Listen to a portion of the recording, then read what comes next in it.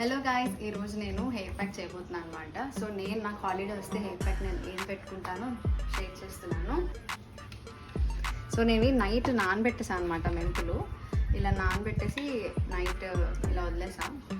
So ఇది అనేది మిక్సీలో వేసుకోండి. ఫస్ట్ ఓన్లీ మెంతులు వేయండి. ఒకవేళ వాటర్ సరిపోకపోతే మనం లాస్ట్లో వాటర్ కూడా యాడ్ చేద్దాం.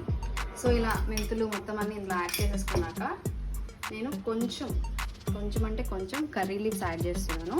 దాని తర్వాత ఇవి మందారాకులు అనమాట. ఈ మందారాకులు కొన్ని పెడుతున్నా ఇందులో.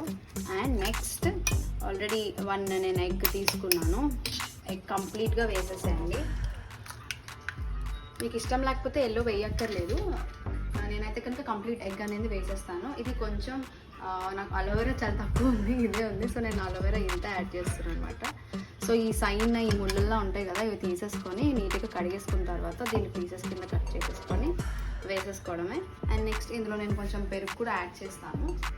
సో నేను కొంచెం పెరుగు యాడ్ చేస్తున్నాను, ఒక 2 to 3 స్పూన్స్.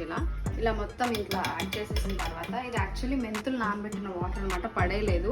ఒకవేళ నేను ఆల్రెడీ ఎగ్ వేసాను కదా, యోక్తో సరిపోతుంది అనుకుంటున్నాను మోస్ట్లీ. ఒకవేళ సరిపోకపోతే ఈ వాటర్ అనేది ఇందులో మిక్స్ చేసుకోవచ్చు.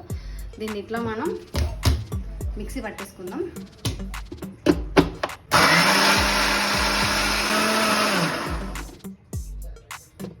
చూసారా, వితౌట్ యాడింగ్ వాటర్ మనకి మొత్తం అంతా పేస్ట్ అయిపోయింది, ఒక ఫైన్ పేస్ట్.